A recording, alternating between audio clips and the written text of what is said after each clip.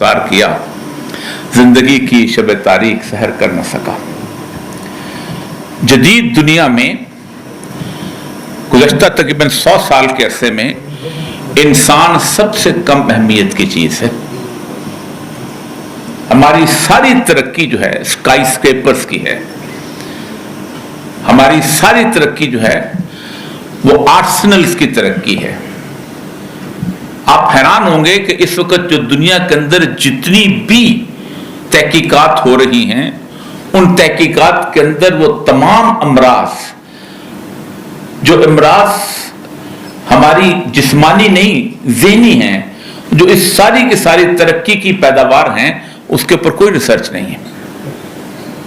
दुनिया के अंदर बड़ी बड़ी यूनिवर्सिटियां खाली हैं कि अल्जाइमर कहां से आ गया, ये मुख्तलिफ किस्म की याददाश्त की भूल जाना ये कहां से आ गया।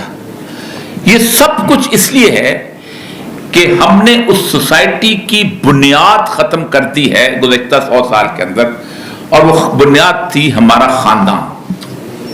हमने उसको तबाह किया, बर्बाद किया। हालत यह है कि रोते पीटते हैं कि उस खानदान को दोबारा कैसे वापस लेके आए। पूरे यूरोप के अंदर पैटर्नल लीव दी जाती है, 2 साल की छुट्टी दी जाती है कि तुम बच्चे पैदा करो, और वो कहता है कि to help with the generation, कि जिससे मुझे कल ओल्ड एज होम में छोड़ के जाना है, उसे पैदा करने का फायदा क्या है। Materialistic world. हम समझते हैं कि एक इंसान को शानदार किस्म का इस तरह का चैम्बर ऑफ कॉमर्स की तरह की बिल्डिंग दे दी, एक एयर कंडीशन लगा हुआ है, उसके अंदर शानदार किस्म की मेडिकल फैसिलिटी भी दे दी, एक पैनल लगा हुआ है, उसकी हार्ट बीट भी नापता है, उसकी बाकी चीज भी नापता है, लेकिन उस इंसान को कोई नहीं सोचता कोई इंसान उसके अंदर किस हद तक तन्हा है, किस हद तक अकेला है, किस हद तक परेशान है, उसकी जिंदगी क्या गुजर रही। हमारा ऑटिज्म है क्या?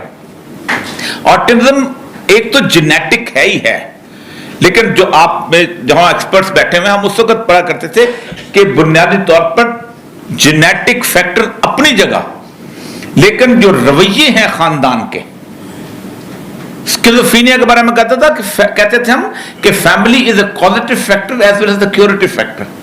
वही बीमारी देती है और वही उसका इलाज करती है, कोई और इलाज नहीं कर सकता। उस खानदान को हमने, और आप देख लीजिएगा कि आज से कम 100 साल पहले तक, 50 साल पहले तक मेरे गांव के अंदर कोई स्किज़ोफ्रेनिक नहीं होता था। वो गुस्सा निकाल लेता था, वो थप्पड़ मार लेता था, वो बात कर लेता था, वो उलझ लेता था, वो अपनी एग्रेशन निकाला था, उसको क्या जरूरत है। लेकिन हमने जब उसको कहा कि नहीं, तहजीब के दायरे के अंदर तुमने रहना है, मुहज़्ज़ब जिंदगी तुमने गुजारनी है, ये तुम इस तरह की गुफ्तगू, तुम्हें पता है ये दायरा अखलाक से खारिज है। हम उसकी एग्रेशन को कहते हैं अच्छा नहीं, लेक्सोटनल खा लेना शाम को तो ठीक हो जाएगा, तो खत्म। वो लेक्सोटनल खा के सोता है और उसके साथ सब कुछ। ये है बुनियादी मसला। हम उसके सिम्टोमेटोलॉजी पे जाते हैं, हमारी पूरी साइंस सिम्टोमेटोलॉजी पे ऊपर। हम एक प्रिंसिपल पढ़ते थे, 1970s की बात करते हैं, पेशेंट एज अ पर्सन। हम patient as a symptom treat करते हैं। हमारा डॉक्टर जो बिठाता था, पूछता था तुम्हारे दादा का क्या हाल है, तुम्हारे बाप का क्या हाल है, तुम्हारी माँ का क्या हाल है। वो मुझसे दवा लेके गई थी, वो परमिसिव एटमोस्फेयर जिसका था खत्म हो चुका। वो कहता लिखता है ये तुम जाओ और जाके तुम टेस्ट लेके आओ, उस टेस्ट को यूं करके देखता है और कहता है ये दवा ले लो। इम्पर्सनलाइजेशन। तो मैं सिर्फ एक बात करता हूं कि पूरी दुनिया के अंदर 80% रिसर्च जो है साइंटिफिक एडवांसमेंट की हो रही है।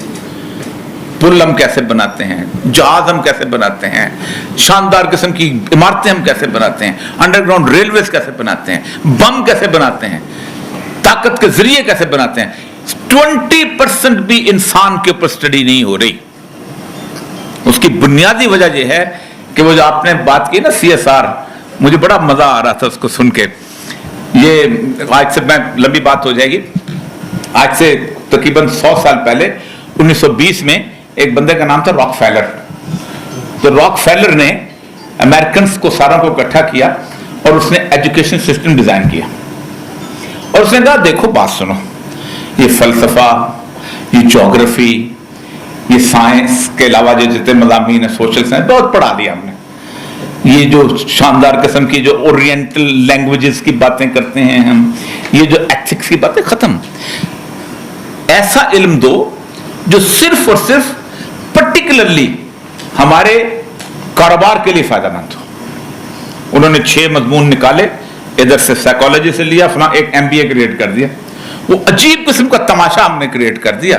اس کو نہ فزکس صحیح طرح آتی ہے, نہ کیمسٹری صحیح طرح آتی ہے, یہ تو سائنس کی باتیں. اس کو نہ سائیکالوجی صحیح پوری طرح آتی ہے, اس کو نہ پولیٹیکل سائنس آتی ہے.